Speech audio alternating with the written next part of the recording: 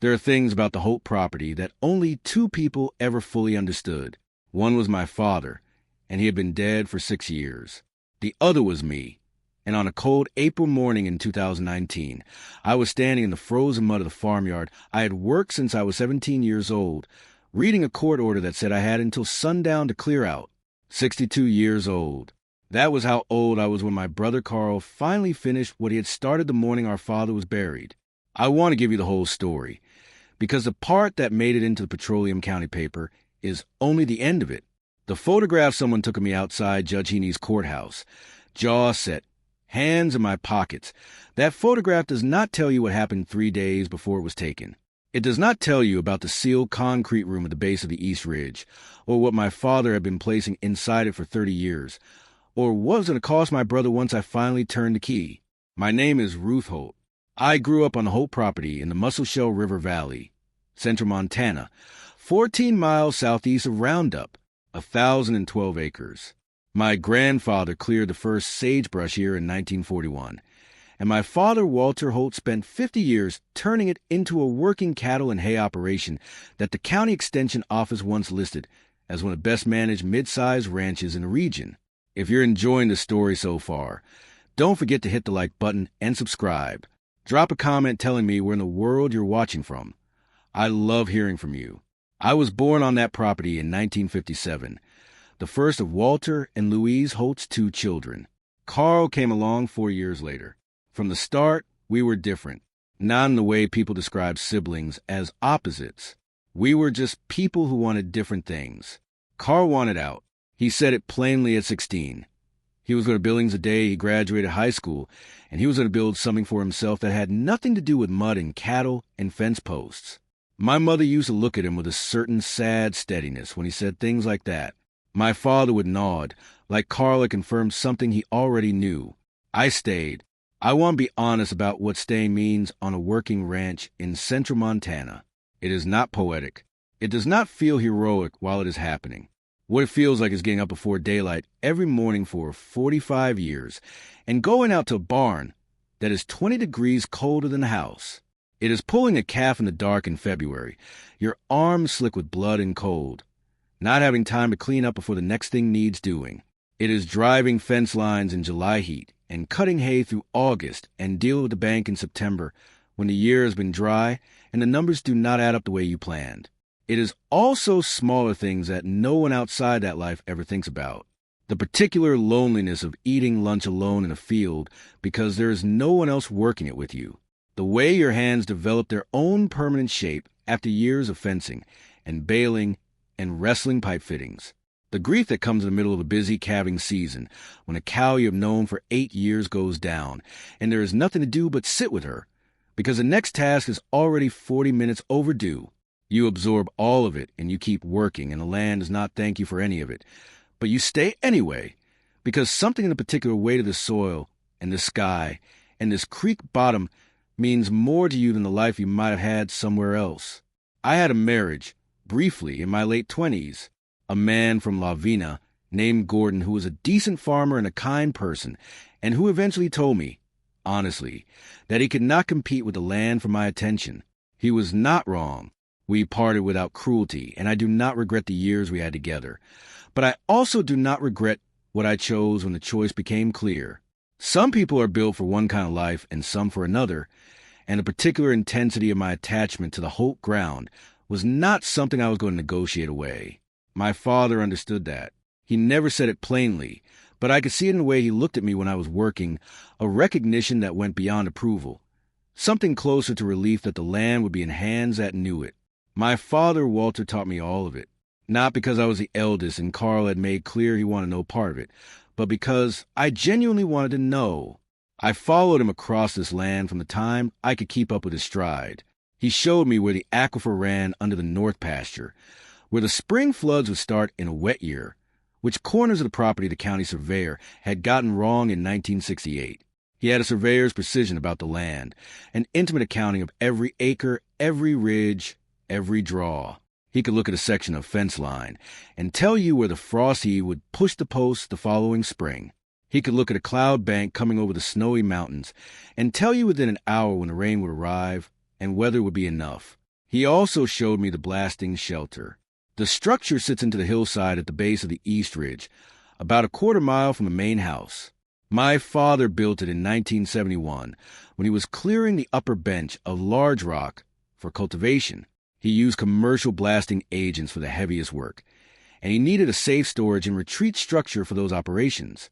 He built it himself, with 2 neighbors and a concrete contractor from Roundup.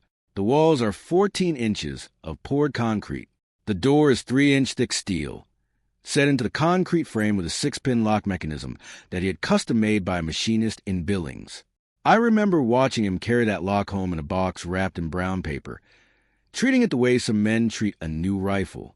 After the blasting work was done, the shelter sat empty for a few years. Then, gradually, my father began using it as a workroom. He would spend evenings out there, long evenings sometimes. My mother would send me to tell him supper was on the table, and I would knock on that steel door and hear him put something away before he opened it. I never asked what he was doing. That was how Walter Holt operated. He kept his own counsel. If he wanted you to know something, he told you. If he did not, asking was not going to change that. When I was 34 years old, my father took me out to the blasting shelter after supper one evening, handed me a small key on a length of leather cord, and told me to keep it somewhere safe. He said, "This stays with you, Ruth. When the time comes, you'll know." He did not explain what time he meant. He went back to the house and never mentioned the key again. I kept it in a box in my dresser drawer for 27 years, through droughts and cattle markets and crop failures, through my mother's death and my own grief, and I never touched it. I was not sure why. Some part of me understood that opening that door early would be like reading the last page of a book before you had any sense of the story. Carl never knew about the key. As far as he was concerned, the blasting shelter was an empty relic, a piece of my father's old land clearing operations. He had no interest in it and no memory of ever having been inside it. When Carl visited, which was not often, he spent his time in the house and the farmyard. He knew where the fuel tanks were and where the spare parts were kept. He knew the rough acreage and the herd number from years when Walter would give him the annual summary at Christmas dinner. But the East Ridge, the upper bench, the creek bottom where the aquifer surfaced in the wet years, he had no relationship with any of it. The land to Carl was an address, not a place. That mattered more than I understood at the time. The community around us knew my father as a man of few words and absolute reliability. If Walter Holt told you he would have hay baled by Thursday, you could count on it. If he told you the north fence would hold through the winter, you trusted him. Our neighbors, the Parsons, the Minks, the Grubers 3 miles down the valley, they would come to him with questions about soil, water rights, grazing management, property boundaries. He was an informal authority in the valley not because he sought it, but because he had earned it through 40 years of straight dealing, that standing past me as he aged. By the time Walter was in his mid-70s and pulling back on the physical work, it was understood by everyone in the valley that Ruth Holt was the one running the operation. I negotiated the grazing leases. I dealt with the USDA office in Roundup. I maintained the relationships with the sale barn and the hay buyers. When the county proposed a new irrigation district boundary that would have cut us off from our water allocation, it was me who spent 4 months building the case against it and presenting it at the district board meeting in October. People would stop me at the grain elevator or the feed store to ask about the season, about the market, about what I was planning for the East Bench. They asked the same questions they had once asked my father, in the same tone. Carl contributed nothing. That is not bitterness. It is the accounting. For 30 years before my father's death, Carl was in Billings running a concrete contracting company.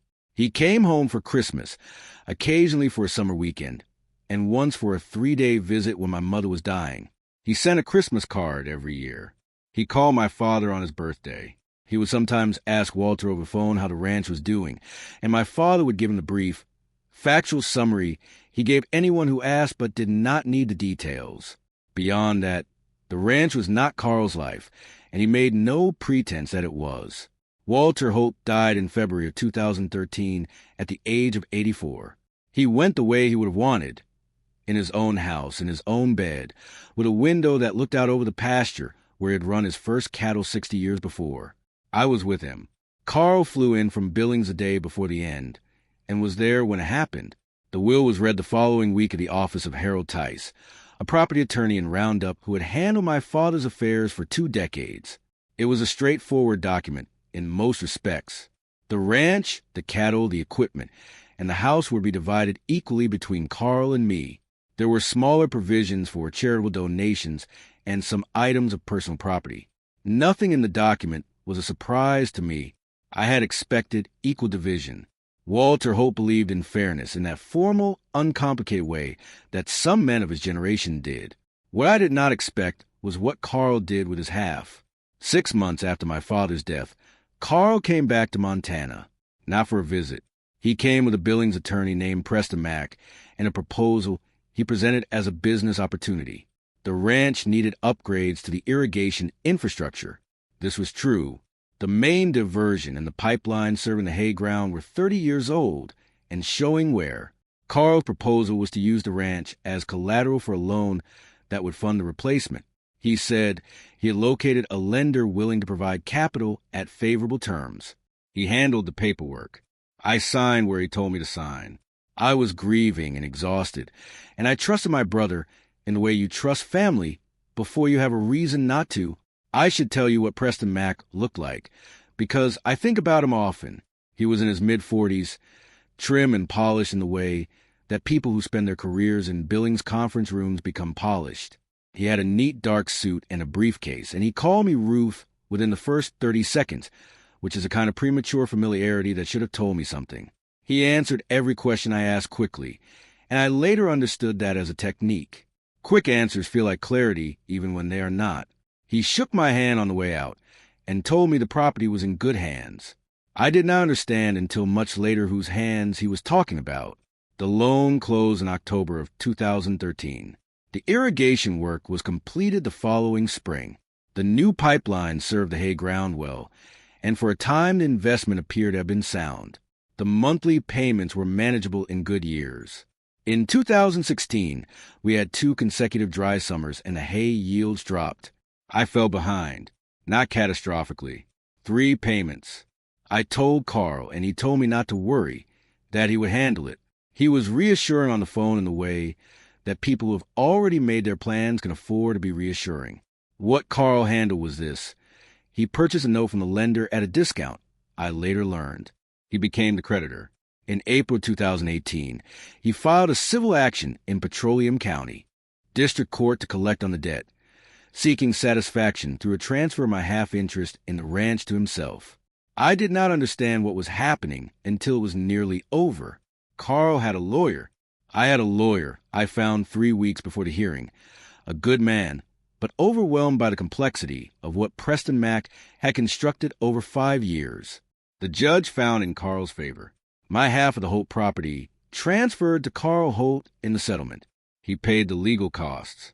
When I spoke to Harold Tice afterward, the old attorney who had drawn my father's will, he said only that the structure of the loan had been unusual and that he wished I had come to him sooner. He was 78 years old, and his voice carried particular regret of a man who understood exactly what happened and could do nothing about it. 1 year later, in April of 2019, a process server handed me the eviction notice. By then, Carl had a buyer. Raven Creek Resources, an energy exploration company based in Denver, was interested in the Holt property, not for cattle, for what might be under it. Carl had hired a geology firm, and they had done a preliminary survey of the north and east sections of the ranch. The results were promising enough that Raven Creek had made an offer on the surface rights and, as Carl believed, the full mineral estate. He had a closing date scheduled for 6 weeks out. He needed me off the property first. Carl called me the day before the process server came. He told me he was sorry it had come to this. He said the ranch was too much for one person to manage, that he had always worried about me out there alone, that this was really the best outcome for both of us. He had a check for $40,000. He said, a good old gesture above what the court had ordered. I listened to him. I said I would think about the check. Then I drove out to the barn and sat in the dark for a long time, listening to the cattle move in the adjacent pen, and I thought about 40 years of mornings on this land. I thought about my father. I thought about a small key on a leather cord in my dresser drawer. I did not think about the check again. The morning of the eviction, April 9th, Carl arrived at 8 o'clock. He brought Diane, his wife, who had the particular quality some people possess of looking at a room and immediately assessing what in it belongs to someone else. He also brought Preston Mack, who was carrying the same briefcase he had carried to the loan signing 6 years before. My nearest neighbor, Douglas Parsons, had seen Carl's truck come through the valley gate. Douglas is 70 years old and has farmed his family's ground 4 miles north of the Holt property since he was 19. He showed up at my door at 8:30, uninvited, wearing his work coat and hat and carrying a cup of coffee from his own kitchen. He did not say much. He just stood in my yard and watched. That is a particular kind of solidarity that rural people understand. You do not make speeches. You witness. Carl walked through the house with Diane, while Preston Mack explained, for the third time, the legal terms of the transfer. I stood in my own kitchen, in the house where I was born, and I listened to Diane's heels on the floor of the room where my mother had kept her quilting. I heard her open the door to the back bedroom. I heard a drawer pulled out and pushed back in.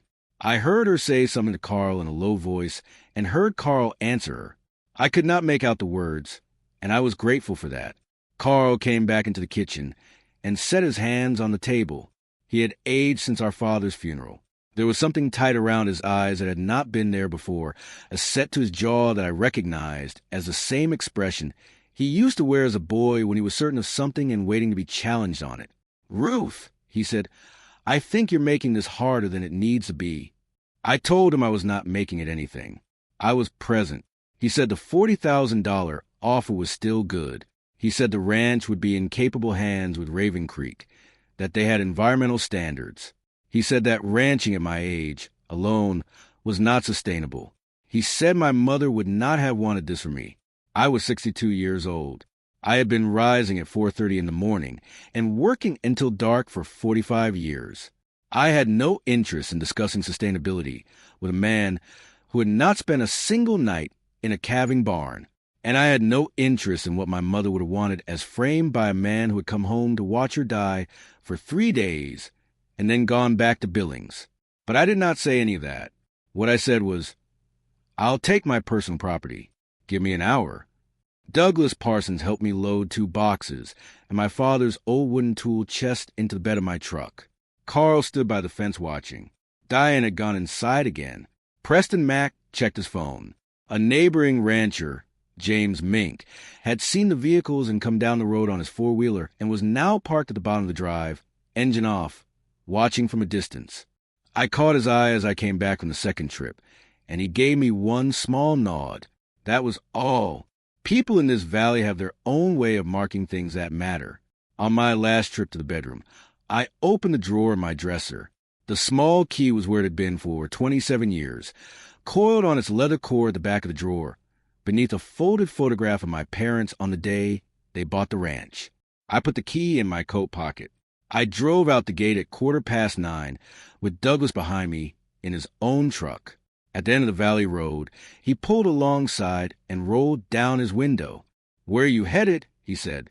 "Round up," I said, "for tonight." He nodded. He had the look of a man who wanted to say something more, but understood it was not the moment. "All right," he said. "Call me if you need anything." I drove to Roundup and checked into the Stockman's Motel on Route 12. I sat on the bed in a room that smelled like carpet cleaner, and I held the key in my hand, and I thought about my father, about the evening he pressed it into my palm, about the way he looked at me when he said, "When the time comes, you'll know." I stayed at the Stockman's for 3 nights. On the 3rd night, I made a decision. I drove back to the Holt property in the dark, parked a 1/4 mile up the ridge road, and walked the rest of the way on foot. The lights were off in the main house. Carl and Diane were staying at a hotel in Roundup. I walked past the barn, across the frozen pasture, and up the track to the base of the East Ridge. The blasting sheltered door was there, exactly as it had always been. The steel face set into the hillside with 30 years of weathering on it, but still solid, still sealed. I stood in front of it for a moment. Then I put the key in the lock and turned it. The mechanism was stiff. Decades of disuse had left the pins reluctant. I worked the key back and forth for a full minute before I felt the lock give, a heavy, grinding release that I could feel through the soles of my boots in the frozen ground. The door swung outward on its hinges with a sound like a long exhale. Cold air came out first, then the smell, dust, paper, a faint metallic tang from the concrete and the steel shelving. I had brought a flashlight from my truck, and I turned it on and stepped inside. The shelter was larger than I had imagined, about 12 feet wide and 20 feet deep, with 8-foot ceilings that my father had made high enough to stand in without stooping. Steel shelving ran along both side walls. A wooden workbench occupied the far end. A single overhead light fixture was wired into a small 12-volt battery system mounted to the wall, with a hand crank charger beside it. I cranked it, and the light came on, dim but enough. The shelves held boxes, dozens of them, all labeled in my father's handwriting, neat block letters, dates, categories. Some held construction records from the ranch's early years. Some held correspondence files. There were weather logs going back to 1967, every year recorded in a separate notebook. Precipitation totals by month, first and last frost dates, notes on the summer of 1988, when the drought nearly broke the operation, and he had to sell half the herd. There were soil survey notes, handwritten, section by section across the property, with observations he had made over decades about where the water table moved and where the topsoil ran thin. He had been keeping a private scientific record of this land for 40 years. Other boxes were labeled with notations I did not immediately understand. Mineral files 1991 to 94. Survey notes. Year report. County records copies. Trust instrument. I stood very still for a moment. Then I pulled the box labeled trust instrument off the shelf. Inside was a legal document, 23 pages, bound with metal clip that had rusted slightly at the edges. The cover page read, Revocable Mineral Rights Trust, Holt Northeast Estate Section. The trustor was listed as Walter James Holt. The beneficiary was Ruth Evelyn Holt. The date on the document was March 14, 1996. I sat down on the concrete floor and read every page. What my father had done in 1996 was this.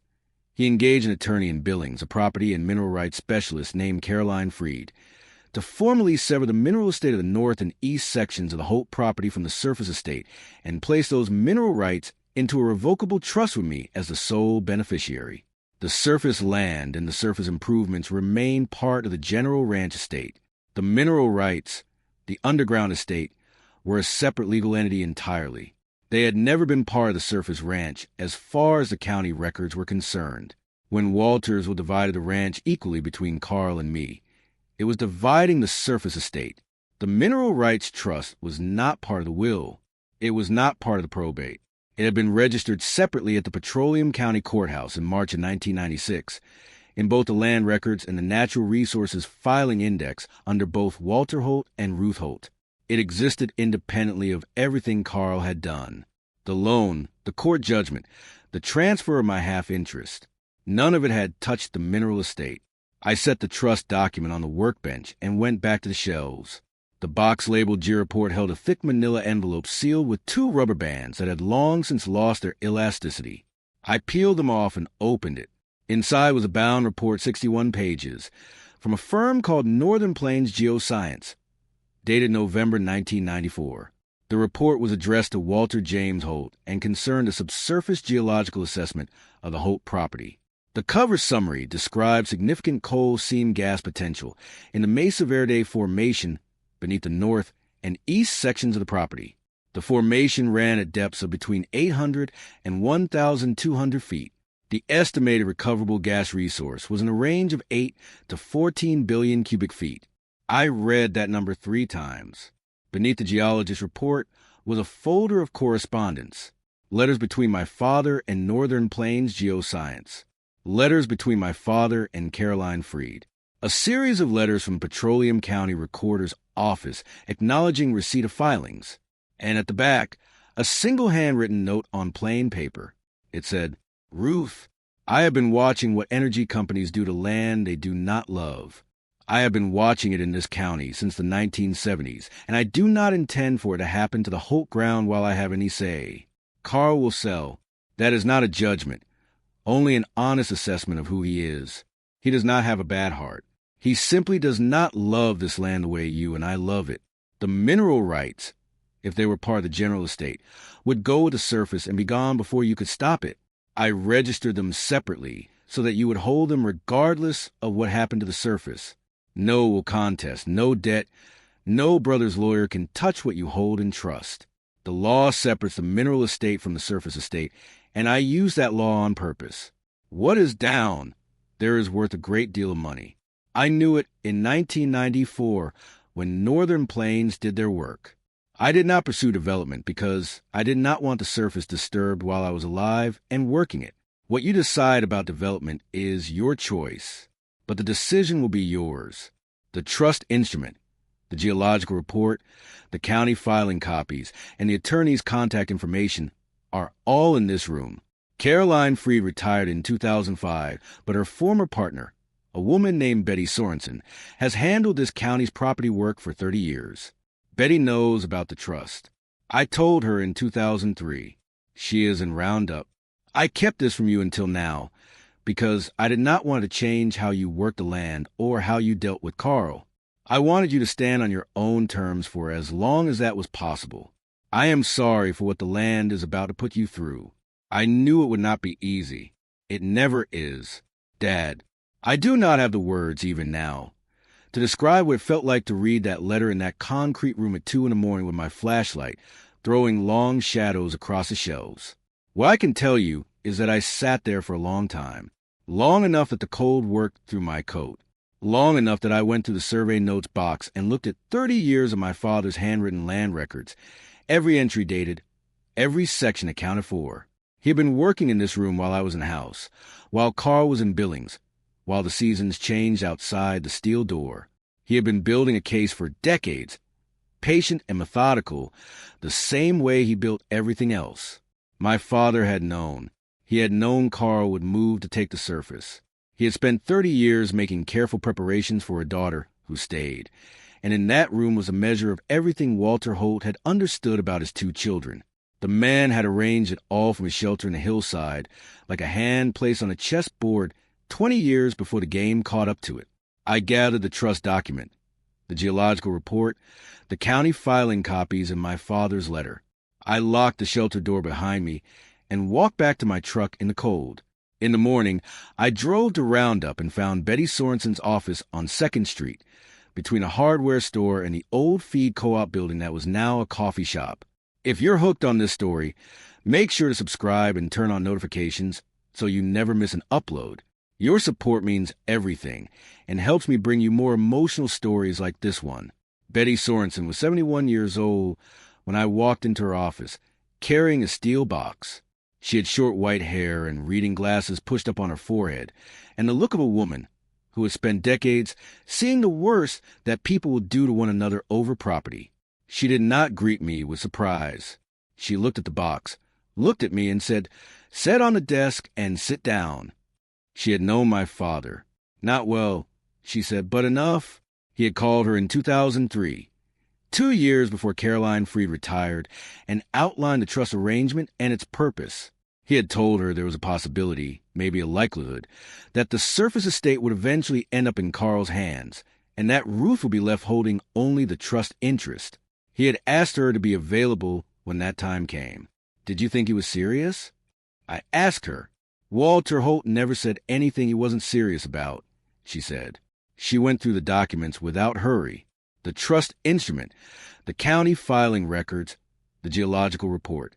She called up the Petroleum County land records on her computer and ran the mineral rights filing. It was there, filed March 19, 1996, recorded in both the Surface Deed Index and the Natural Resources Index under both Walter Holt and Ruth Holt. She cross-referenced it against the court judgment from the previous year's civil case. The judgment referenced the surface estate only. The mineral estate was not mentioned because Preston, Mac, had not identified it. There was no indication in any of the court filings that Mac or Carl had known the mineral rights existed. Betty set her glasses down on her nose and looked at me. The mineral rights were never part of what Carl took, she said. They were not part of what the court transferred. They are yours, held in trust, and they've been yours since 1996. She pulled up a second screen and searched for Raven Creek resources. She was quiet for a moment Reading. Then she said, "Carl's deal with Raven Creek. Do you know the terms?" I told her what I knew. Surface rights and whatever subsurface interests he controlled. Betty turned the screen toward me. Raven Creek had filed a standard pre-closing notification with the Montana Department of Natural Resources and Conservation. The filing listed the property acreage, the parties, and a description of the rights being transferred. The mineral rights in the north and east sections were listed as part of Carl's conveyance. Carl believed he was selling something that was mine. Betty pulled out a yellow legal pad. "We have about 4 weeks before that closing date," she said. "We need to file a notice of adverse claim on the mineral rights, notify Raven Creek directly of the existing trust instrument, and put Carl on formal notice." "How quickly can you file?" "By end of business tomorrow. Raven Creek's deal cannot close with that on the record. Their title company will pull back the moment they see it." She spent the next hour walking me through the sequence. The adverse claim would stop the Raven Creek transaction. Then we would serve Carl with formal notice of the trust. At that point, Carl had a choice. He could contest the trust, which would fail given the 1996 county filing was clear and unambiguous, or he could acknowledge it and negotiate. Betty had one more thing to tell me. She had spent the morning pulling comparables on coal bed methane royalty rates in central Montana, cross-referencing them against the Northern Plains Geoscience Report. Current market conditions for the Mesa Verde Formation gas resources described in the 1994 report had the mineral estate valued somewhere between $8 and $14 million at present royalty rates. That was a lease arrangement, not an outright sale. If developed, the income stream over the life of the formation could be considerably higher. I sat with that number for a moment. Carl had offered me $40,000 to walk away. He had believed he was being generous. What my father had left me in that concrete room was worth 200 times that, at minimum. Betty filed the adverse claim the next morning. I was present at the courthouse when she did it. The Petroleum County clerk, a woman named Helen Greer, who had been at that desk for 24 years and had known my father, stamped a filing and looked up at me with an expression that took a moment to read. It was recognition, satisfaction, and something close to relief, all at once. She did not say anything. She did not need to. By mid-afternoon, Raven Creek's legal team had been notified. By the following morning, Raven Creek had contacted Preston Mack. By Thursday, Carl was calling Betty's office. He wanted a meeting. He wanted to understand what had happened. Betty told him she would arrange a meeting at the Holt property the following Monday, all parties present. Carl agreed. He had no choice. I spent the weekend with Douglas Parsons and his wife Ellen. I helped Douglas move cattle to the spring pasture on Saturday morning. The work was familiar and settling in a way I needed badly. Ellen made a large supper, and the three of us sat at the table for a long time. Douglas asked me how I was feeling about Monday. "I'm not angry," I told him, and it was true. The anger had not arrived. What I felt was more like sustained clarity, the kind that comes after a long stretch of uncertain weather when the sky finally settles and you can see the whole valley. Douglas nodded. He had known my father. He understood. The meeting was at 10 o'clock Monday morning at the Holt kitchen table. Betty Sorensen and I arrived first. Carl pulled up 15 minutes later with Preston Mack and a second attorney, a younger man I did not recognize, who turned out to be a mineral rights specialist Mack had brought in from Billings on short notice. Carl walked into the kitchen and stopped when he saw me. Something moved across his face, but he covered it quickly. "Ruth," he said. "Carl," I said. He sat down across from me. Preston Mack set his briefcase on the floor and opened a notepad. The mineral rights specialist sat to the side and said nothing. Betty opened her folder and placed the trust instrument at the center of the table. Carl looked at the document. He picked it up. He read the cover page. He turned to page 1. Preston Mack leaned over and read along with him. Carl set the document down. He looked at Betty. "What is this?" Betty told him, not brusquely but plainly. The trust instrument, the 1996 filing date, the county records, the geological report, the separation of the mineral estate from the surface estate 23 years ago. She explained what this meant for the Raven Creek transaction. She explained what it meant for the court judgment. She placed the county filing records on top of the trust instrument, and then placed a Northern Plains geoscience report beside them. Carl stared at the stack of documents for a long time. Preston Mack was the first to speak. He asked to review the county filing records. Betty handed them over. He spent 7 minutes reading. I watched his face change as he worked through the pages. The mineral rights specialist asked 2 questions about the filing date and the property description, both of which Betty answered with reference to specific pages in the trust document. There was nothing to contest. The filing was clean and 23 years old. It predated every legal action Carl had taken. Max set the records down and sat back in his chair. He looked at Carl. Carl had not looked up from the table. Diane was not there. Carl had come alone except for his lawyers, and in that absence I saw something. He had not told his wife about this meeting. He had not yet told her what the adverse claim meant for the Raven Creek deal. He was still managing what other people knew, but there was nothing to manage now. When did you know about this? Carl said. He was looking at me. I found the shelter 3 days after you evicted me. I told him. He nodded. He never told me, he said, about the shelter, about any of this. No, I said. He didn't. Carl was quiet. I watched him work through that. 27 years since our father had given me the key. 27 years of the shelter sitting at the base of the East Ridge while Carl built his business in Billings and came home for Christmas and believed the ranch was an ordinary asset. He had never known our father was placing documents in that room. He had never known the geological report existed. He had never thought to ask. Preston Mack said, with professional care, that the Raven Creek transaction could not proceed as structured, that Carl's mineral rights representation to Raven Creek had been incorrect, apparently without his knowledge, that the deal would need to be restructured or terminated. Carl said nothing.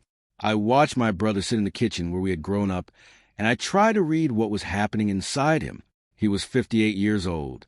He was a successful man by most measures. He had built a contracting business with real employees and real revenue. He had a house in Billings and a marriage that appeared solid. He was not a stupid man. Right now, he looked like someone who had been handed a map of a place he thought he knew and found everything on it was wrong. He said, still looking at the table, "How much is it worth?" Betty told him the range. 8 to 14 million in royalty income over the life of the formation at current rates. More if market conditions improved. An outright purchase would be less, but still substantial. Carl was silent for a long time, long enough that Preston Mack shifted in his chair, and the mineral rights specialist glanced at the door. The kitchen was cold. Someone had turned the heat down since I left, and it had not been turned back up. Then Carl said something I did not expect. He said, "I didn't know he built that room for her. I never understood why he spent so much time out there." His voice was flat, not defensive, reporting a fact. I always thought he was just avoiding something. He was always going out there in the evenings. Mom would send you to get him for supper. I said, "I know." "I thought the farm was just a farm," Carl said. "I thought he wanted to keep it in the family for sentimental reasons. I thought it was about the land itself. I didn't know he understood what was under it." He stopped. I didn't know he understood any of it the way he apparently did. There was something in his voice that was not grief and not shame, but lived in the territory between them. He had spent 40 years being the brother who left, and he had always told himself that leaving was a different choice, not a lesser one. My father had spent those same 40 years working in a concrete room in the hillside, making careful preparations for a daughter who stayed. And in that room was the measure of everything Walter Holt had understood about his 2 children. Carl knew it now. Whatever he had believed about the farm, about himself, about our father, he knew it now. Preston Mack said carefully that there were options to discuss regarding the trust structure and future development decisions. Carl cut him off. "Not now," he said. He picked up the geological report and held it. He turned a few pages.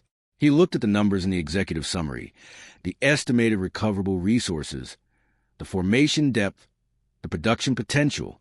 "He hired this done in 1994, Carl said. "Yes," Betty said. "He's been dead 6 years, and he's still 3 moves ahead," Carl said. He set the report down and pressed his fingers against his eyes for a moment, and when he took them away his face had changed. not with the kind of collapse you see in movies. It was smaller than that, and in some ways worse. He looked at the windows above the sink, the windows that face the pasture, the same windows my father used to look through when he was thinking through a hard problem or letting a decision settle. I thought he was going to get up and leave. He did not. He said, "The thing I keep thinking about is the irrigation loan." I thought that was my idea. I thought I was helping. He paused. "I thought I was doing something for the ranch. I didn't know I was doing something to you." His voice was careful now, measuring each word. Or maybe I knew and I told myself something different. I'm not sure which is worse. It was the most honest thing my brother had said to me in 30 years. Possibly the most honest thing he had ever said to me. I sat with it for a moment before I answered. "I don't know either," I said. "I've thought about that too." He looked at me. In that look was something I recognized from when we were children, from the years before the distance set in, a brother and sister who had grown up in the same house, on the same land, and shared the same sky over their beds every night. It did not erase what had happened, but it was real. He said, "What do you want, Ruth?" I had thought about that question for the 3 days at the Stockman's Motel, and the 5 days at Douglas's place, and the long evenings going through the documents. I had not thought about it in terms of punishment. I had thought about it in terms of the land, which is the only framework that ever made sense to me. I told Carl what I wanted. The surface rights would remain with him. I was not going to use a mineral rights trust as a lever to reclaim the surface estate. I had considered this carefully and decided that a legal fight over the surface property, even if I could prevail, was not worth what it would cost in time, money, and the particular damage that long litigation does to the few things that survive a family crisis. Carl had taken the surface through a court action that was technically legal, even if the loan structure behind it had been designed to fail. Contesting it would take years, and the outcome would be uncertain. What I wanted was different. First, a permanent easement, recorded at the county, giving me the right to access and maintain the blasting shelter and the quarter-mile track leading to it. The shelter was the last physical space where my father had worked, and I intended to keep it. Second, a surface use agreement governing any future mineral development on the north and east sections. Coal bed methane extraction requires surface access for drilling pads, pipelines, and access roads. Any development of the mineral estate would require disturbing the surface, and Carl owned the surface. Without a surface use agreement, the mineral rights were difficult to develop. The agreement I wanted was straightforward. Standard industry compensation to the surface owner, but with specific provisions about restoration of the land after drilling, protection of the aquifer and the creek bottom, and limits on the number of active well pads at any given time. My father had spent 30 years managing this land. I intended the extraction terms to reflect his standards. Third, a payment to me of $200,000 within 60 days, representing partial restitution for the labor I had contributed to the ranch over 45 years of working life. This was not a formal legal claim. It was a condition of my willingness to negotiate the surface use agreement rather than decline it, which I had every right to do. Without my cooperation on surface access, Carl could not develop the mineral estate or facilitate its development by any third party. He understood this. Preston Mack understood this. Carl's mineral rights specialist understood it very well. Carl agreed to all 3 conditions without negotiating any of them. He did not try to reduce the payment. He did not push back on the easement terms or the surface use provisions. He agreed, and he sat back in his chair, and he looked at the window that faced the pasture. Mack had the surface use agreement and the easement drafted by the end of the week. The $200,000 check was drawn on Carl's personal account and delivered to Betty's office on day 58. Betty Sorensen handled the formal mineral rights trust administration going forward. I retained Raven Creek Resources as a development partner for the gas resources in the north and east sections, renegotiating the terms directly with their legal team over 6 weeks. The revised agreement was a standard royalty lease structure around the surface use provisions I had specified. Raven Creek accepted the terms. They had done their own assessment of the formation by then, and they understood the resource was worth the accommodation. The first royalty check arrived 8 months later. It was not a small number. I had 3 conversations with Carl after the settlement documents were signed, 2 by phone, 1 in person. The in-person meeting was in the spring of 2020, when he came back to the valley to sign the easement paperwork at the Petroleum County Courthouse.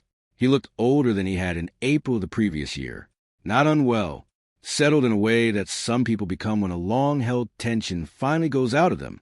We had lunch at the diner on Route 12 where our father used to take us after trips to the feed store.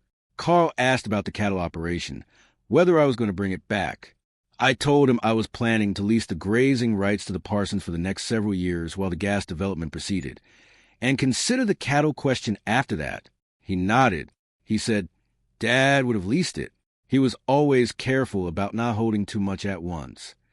It was the most he had said about our father since the meeting at the kitchen table. I drove back to Douglas and Ellen's place that afternoon and sat on their porch in the cold spring air and looked south toward where the Holt property lay beyond the ridge. I had no house there yet. The main house was Carl's, and I had no intention of pressing a claim on it. I was renting a small place on the west edge of Roundup, 3 rooms and a kitchen, and a porch that looked out over a neighbor's alfalfa field. It was not the Holt property, but it was enough for now. Douglas came out and sat with me for a while. He said, "You're going to build back out there." I said I was thinking about it. There was a flat bench on the east ridge within my easement access, where my father had once talked about building a second house. He never got to it. I had been thinking about getting to it for him. I am writing this in the fall of 2022, 3.5 years since the morning Carl's process server handed me the court order in the frozen farmyard. There are 6 gas wells operating on the north section of the Holt property now. The drilling pads sit back from the creek bottom, and the aquifer zones in accordance with the surface use agreement. The land around them looks rougher than it did, the way land always does when industrial work is underway. But the restoration work is proceeding on schedule, and the creek has not been affected. The cattle on the leased pastures graze around the pads with the indifference that cattle have toward anything they cannot eat. The land accommodates. I broke ground on the East Bench House in April of 2021. It is finished now, or finished enough. 3 bedrooms, a large kitchen, a porch facing west so I can watch the light come off the Musselshell Valley in the evenings. I built it with a crew of 4 from Roundup, men who knew the land because they had worked it before on my father's barn extension 20 years back. The foreman, Cleet Gruber, the son of our old neighbor, told me on the last day of the job that his father had always spoken highly of Walter Holt. I told him the feeling was mutual. There was a moment in the weeks after the settlement when the story got around the valley. It moves fast in small communities when something like this happens. Douglas told James Mink, and James told the Grubers, and by the time the Irrigation District held its fall meeting 2 months after the courthouse filing, everyone who came through the door seemed to already know the broad shape of it. Harold Tice, the old attorney who had drawn my father's will, called me at Douglas's place one evening and said, "Your father was a careful man, Ruth. I should have looked harder." I told him I did not think there was anything he could have found. Walter had been careful on purpose. Tice was quiet for a moment and then said, "Well, good. That was all." Men of that generation in this valley do not go in for long expressions of feeling, but I understood what he meant. Carl, and I speak on the phone occasionally, he sold his contracting company in late 2021 and is mostly retired now. Our conversations are careful in the way that conversations are when 2 people have been through something that rearranged their understanding of each other and are not yet certain what the new arrangement looks like. We do not speak about the loan or the court case or the April morning with the process server. We speak about the land, the gas operation, the lease terms, the cattle numbers. Practical things. The language of the land was always the only language we fully shared. Betty Sorensen retired in 2021. She handed the trust administration to a younger attorney in her firm, a woman named Carson Pelletier, who has been careful and thorough and is learning the county records a way that takes years to learn properly. Betty still answers the phone when I call. She has told me twice that my father was a careful man.